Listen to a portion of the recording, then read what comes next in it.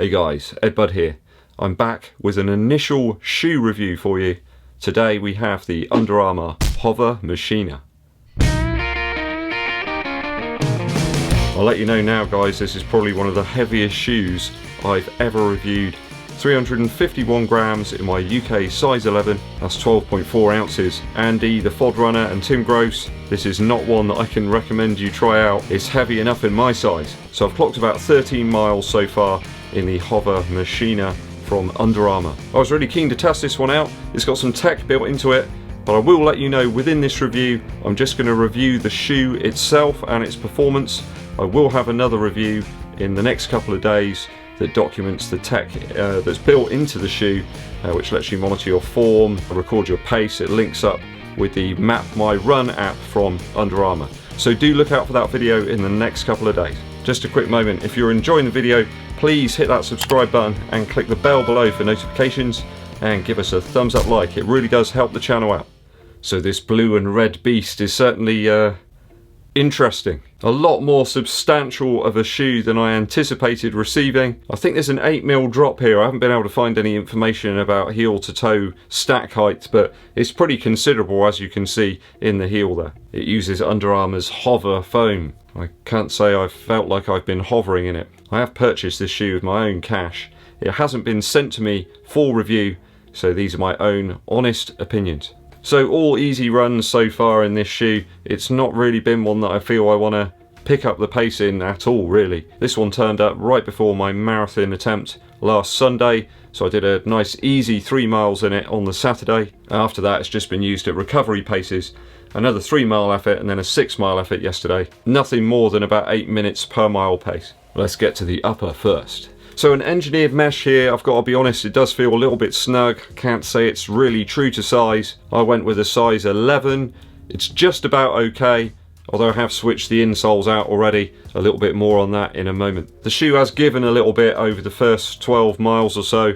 I think some people with a wider foot perhaps might find it a little bit constrictive. I think it is down to that insanely thick insole that's supplied with the shoe. This is one of the thickest insoles that I've ever encountered. When you compare it up against the Nike insoles, there's at least another millimetre or two there. I don't know why. It's almost like memory foam type stuff. Really weird. Not a fan of that insole. Just makes the shoe all the heavier for it, really. Did measure them actually. They weigh in at 28 grams, those insoles, so it's madness. There's a huge amount of padding here in the heel as well. I feel it's too much for me. It just feels as if my Achilles at my ankle are just squashed in. It makes the likes of the Asics Glide Ride or perhaps the Saucony Triumph 17 seem like a track spike. There's a part booty construction to the tongue. We got some reinforced eyelets here up where you'd lace the shoe, and there's some more reinforced sections here on some of the other eyelets down the sides. There's a couple of reflective pieces here and here, but they're quite small. I'm not entirely sure that anyone would really see you if you were running in the dark. Under Armour have opted for these terrible rope type laces. They're really elastic and springy. I'm not a fan of those. They're really hard to grab with Jack Frost hands. So cool, but in a bad way. I found the upper made this quite a warm shoe actually. Even now the temperatures are starting to drop a little bit here in autumn. Certainly not the most vented shoe that I've tried out of recent time, that's for sure. Lockdown isn't bad, but I found that I had to lace the shoe quite loose here in the front and then much tighter here up towards the end of the tongue. It just makes the shoe look really weird. Kind of get that problem with Hoka shoes as well, at the Clifton 7 for example. I've got to say, quite an underwhelming upper here. I'm going to give this a 1.2 out of 3 after my initial runs. I mean, the build quality's okay, but it's just overbuilt if anything. Midsole now. Certainly lots of foam here, but it's very dense. I wouldn't say it's one of the most cushioned shoes I've worn. It doesn't really feel like there's any significant return from the foam here in the midsole of the Hovr Machina. It just feels like it's absorbing a lot of it and not really giving much back. It obviously doesn't like the New Radical song, You Get What You Give. What a great song that is. Always makes me smile. I guess it feels a little bit like Power Run Plus, but without that spring back to it. It's got the absorption type properties of that foam, but without giving anything back. I don't know whether the foam is the main contributor to the huge weight here in the shoe. I mean, at 350 grams, it just sort of feels unwieldy underfoot. Clunky. Certainly not a shoe that's benefited me at all on my recovery runs. Yesterday, on a 6-mile effort, I got about halfway and I just thought I'd just be wearing any other shoe than the shoe I was wearing at that point. Anything. Peg Turbo 2 would have been lovely. Even the Tempo Next Percent, I think I would have rather been wearing that on a recovery run than this. They have got this compression mesh technology or something, but I couldn't really feel anything there that felt good. So I don't know whether they're trying to imitate some sort of like caging of the foam, but didn't feel too good to me. Under Armour reckon there's a zero gravity feel from the foam. Not too sure about that. Gravity is certainly in effect. There's a 2-pronged Pebax plate here in the midsole as well, but with that quite dense and thick foam here, I think it negates any propulsive properties that it might give. Perhaps some resistance to twisting in the middle section of the shoe. A little bit like Adidas's torsion system perhaps. Doesn't really seem to do an awful lot. There's far too much cushion here for me for easy days. I mean, with shoes like the Energy 2 from Reebok, for example, the SL20 from Adidas, they're coming in 100, 110 grams lighter per shoe. I just can't really recommend the midsole here. It's done nothing for me so far. Perhaps the heavier built runner might benefit from the cushion offered from the Hov Machina. Might work wonders for you then, but for me, especially with the additional tech that's built into the shoe, just seems to negate its usefulness really. That weight, it just means for me this would be a very, very slow, super easy day shoe. And perhaps that means I can't get the full benefits of the tech that's built into the shoe. I'd suggest this isn't a very versatile or fulfilling midsole. Perhaps if they reduce the stack a little bit and the weight, might make a little more sense. That would be a big step in the right direction. I'm going to give this a 1.2 out of 3 for midsole after my initial runs. Outsole now. We got really thick blown rubber here on the outsole of the Hov Machina. I mean, it's going to last an age. There's so much of it there. I think there's actually more rubber here on the outsole than there is on the tyres of my Nissan Micra. Hey, it's a very fuel efficient car. I think if you're running on some abrasive rocky areas, maybe on some gravel, it's going to provide some really good traction.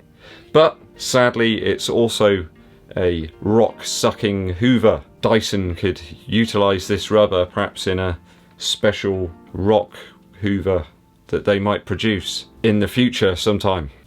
What? I just don't really feel the thickness of the rubber is needed. You just don't need that level of thickness. It's not a trail shoe. Not that I'm aware of anyway. Is this supposed to be a trail shoe? No. Again, that's something that just reduces the possible use case of the shoe. The versatility diminishes, adds weight again, and it's just, again, another aspect of the shoe that's just over-engineered. There's a little bit of exposed midsole here, but again, that's just really tough. Just not sure what they're going for with this shoe. I don't think they knew themselves, perhaps. Too much blown rubber on the outsole for me. It was reasonable enough in terms of grip. It's no Continental rubber or Quick Strike. Others may really enjoy the incredibly thick rubber, but I'm not into it, I'm sorry. It's reasonable enough. I'll give this a 1.5 out of 3 for outsole after my initial runs. Value now. At a retail price of 140 Earth credits. There's some big dough. For a big shoe.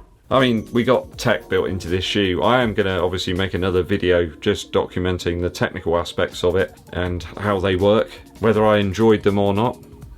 I mean, that's obviously adding some cost here, but I'm just reviewing the shoe itself in this video. You're already seeing this 6-month-old shoe being heavily discounted. I managed to pick this up for under £100. I think it's perhaps a little bit easier to stomach. Still quite a high price though for a shoe that's not versatile in any way. I mean, if you're a shrewd shoe hound, you can pick up stuff very cheaply. Energy 2, SL20, even the Run Fast Pro there was not a huge amount more than this. I'd suggest the Asics Glide Ride's a more versatile shoe, less weight in that one, and offers a far more subtle take on a durable shoe that you can even use for some tempo stuff. I think this one's really relying on the technology as its unique selling point, but really does paint itself into a corner because of that, due to the over-engineered nature. A real shame, but I just simply can't recommend this one in terms of value. I don't think it's a good value shoe. I'm going to give this a 1.2 out of 3 for value after my initial runs. I say runs because I've run in it several times now and my opinion's been the same every time. If I total the scores up correctly, that gives us a 5.1 out of 12 for the Under Armour Hovr Machina.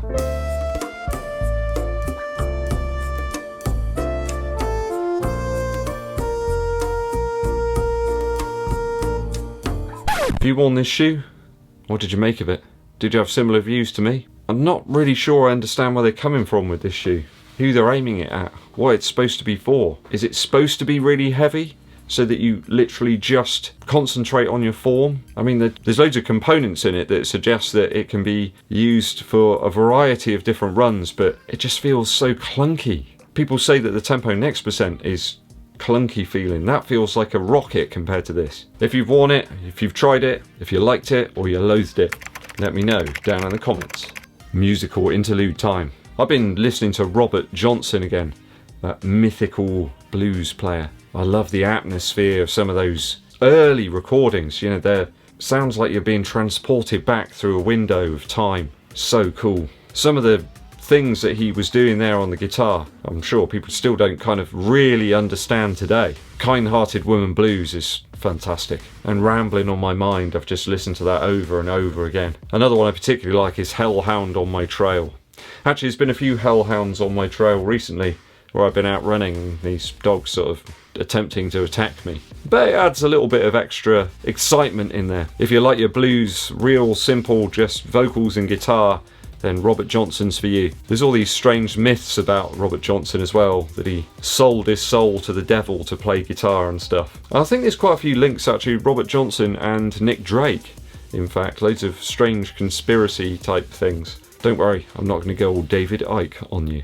Okay, that's about all for today, guys. I hope you've enjoyed the review of the Hovr Machina more than I did wearing the shoe. If you haven't done so already, please hit that subscribe button and click the bell below for notifications of when I launch those new videos. It really helps the channel out as well if you give this video a thumbs up and share it with your running buddies. My name's EDDBUD and I'll be seeing you